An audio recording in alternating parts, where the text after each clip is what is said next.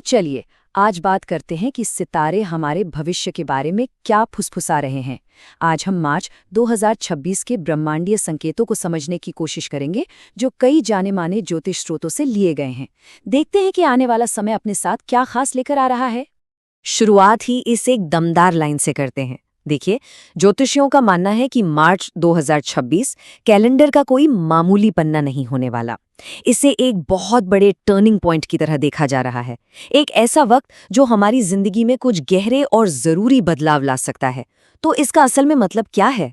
तो इस महीने की वो कौन सी सबसे बड़ी ज्योतिषीय घटना है जिस पे सबकी नजरें टिकी हुई हैं? वो है पूर्ण चंद्र ग्रहण। चलिए समझते हैं कि ये इतना जरूरी क्यों माना जा रहा है। देखिए, आसान भाषा में कहें तो चंद्र ग्रहण तब होता है जब पृथ्वी की छाया चांद को ढक लेती है। लेकिन ज्योतिष की दुनिया में ये सिर्फ आसमान में होने वाली कोई घटना नहीं है। इसे एक बहुत ही शक्तिशाली समय माना जाता है, जब कई चीजें अपने अंजाम तक पहुंचती हैं, सच सामने आते हैं और वो भावनाएं जिन्हें हमने शायद कहीं गहरे में दबा रखा था, वो सतह पर आ जाती हैं। इस ग्रहण के असर को आप जानते हैं, एक तरह की कॉस्मिक स्पॉटलाइट जैसा समझ सकते हैं। ये एक ऐसा टाइम है जब वो सारी चीजें जो अब तक पर्दे के पीछे थीं या अंधेरे में छिपी हुई थीं, वो अचानक से सबके सामने आ जाती हैं। और ये हमारे पर्सनल लेवल पर भी हो सकता है और दुनिया के लेवल पर भी। तो ये ब्रह्मांडीय स्पॉटलाइट आखिर हमारे जीवन के किन हिस्सों पर सबसे ज्यादा असर डालेगी?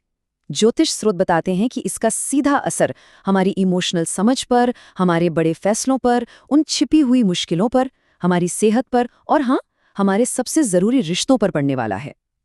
मतलब ये सच में खुद के अंदर झांकने का एक गहरा समय है। लेकिन रुकिए, कहानी यहीं खत्म नहीं होती। ये ग्रहण अकेले काम नहीं कर रहा है। दूसरे ग्रह भी इस महीने की ऊर्जा में अपनी अपनी भूमिका निभा रहे हैं, जिससे मामला और भी दिलचस्प हो रहा है। तो इस महीने ऊर्जा की एक बड़ी खिंचतान देखने को मिल सकती है। एक तरफ है शनि, राहु और केतु, जिन्हें अक्सर ज्योतिष में चुनौती देने वाले ग्रह माना जाता है। ये कुछ लोगों के लिए करियर या रिश्तों में थोड़ा तनाव, कन्फ्यूजन और ओवर थिंकिंग ला सकते हैं। लेकिन दूसरी तरफ बृहस्पति की पॉजिटिव एनर्जी भी है, जो उम्मीद, ग्रोथ और स्थिरता के मौके लेकर आ रही है। समझिए, ये एक तरह की ब्रह्मांडीय रस्साकशी है। और हाँ, इन सबके बीच हम बुध वक्री को कैसे भूल सकते हैं? पर घबराने की बिल्कुल जरूरत नहीं है। इसे सिर्फ देरी और दिक्कतों के समय के तौर पर देखने की बजाय इसे ब्रह्मांड का एक पॉज बटन समझिए। ये हमें याद दिला रहा है कि थोड़ा रुको, थोड़ा धीमे चलो, अपने प्लान्स को दोबारा देखो और उन छोटी छोटी डिटेल्स पर ध्यान दो जिन्हें हम अक्सर अनदेखा कर देते हैं। चलिए, अब इन खगोलीय घटनाओं से आगे बढ़ते हैं और इस बात पर ध्यान देते हैं कि हमारी राशि चाहे जो भी हो, ये सब हमारी रोजमर्रा की जिंदगी पर क्या असर डाल सकता है। करियर के मोर्चे पर यह महीना खुद से सवाल जवाब करने का है। ये पूछने का समय है, क्या मैं सही रास्ते पर हूँ? क्या मेरे लक्ष्य वही हैं जो मैं सच में चाहता हूँ? ये शायद एकदम से बड़े बदलाव करने का समय न हो, लेकिन हाँ, ये गहराई से सोचने का समय जरूर है। पैसों के मामले में सितारे हमें थोड़ा अलर्ट रहने की सलाह दे रहे हैं। ये अपने बजट को रिव्यू करने, फालतू खर्चों पर लगाम लगाने और किसी भी बड़े फाइनेंशियल फैसले जैसे कोई नई कार खरीदना या कोई बड़ा इन्वेस्टमेंट करने से फिलहाल बचने का एक अच्छा समय है। प्यार और रिश्तों के मामले में ये महीना कुछ चुनौतियां ला सकता है।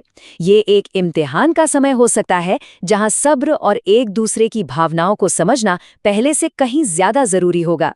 गलतफहमियां हो सकती हैं, इसलिए खुलकर और ईमानदारी से बात करना बहुत जरूरी है।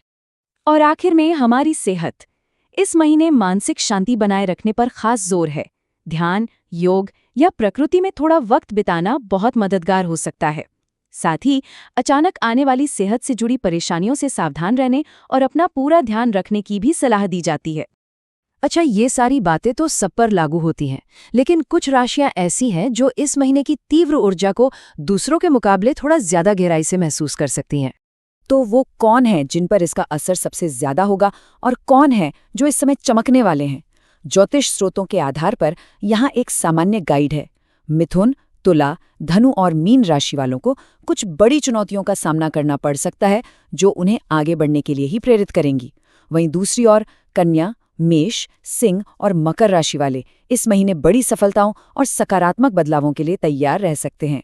तो इतनी सारी जटिल ऊर्जाओं के बीच सवाल ये उठता है कि हम इस महीने को सफलतापूर्वक पार कैसे कर सकते हैं। चलिए कुछ प्रैक्टिकल कदमों पर नजर डालते हैं। तो इस महीने को सही से कैसे पार किया जाए? ज्योतिषियों का मुख्य संदेश इन 3 आसान कदमों में है। पहला, जागरूक रहें, अपने मन की आवाज सुनें। अगर कुछ ठीक नहीं लग रहा है तो शायद वो सच में ठीक नहीं है। दूसरा, धैर्य रखें, ये जल्दबाजी में बड़े फैसले लेने का समय नहीं है। और तीसरा, सोच समझकर काम करें। इस महीने छोटे सोचे समझे कदम भी भविष्य में बड़े और अच्छे नतीजे ला सकते हैं। आखिर में सबसे जरूरी बात यह है कि ज्योतिष एक नक्शा है, हमारी किस्मत नहीं। सितारे हमें एक संभावित रास्ता दिखा सकते हैं, लेकिन उस रास्ते पर चलने का चुनाव हमेशा हमारा अपना होता है।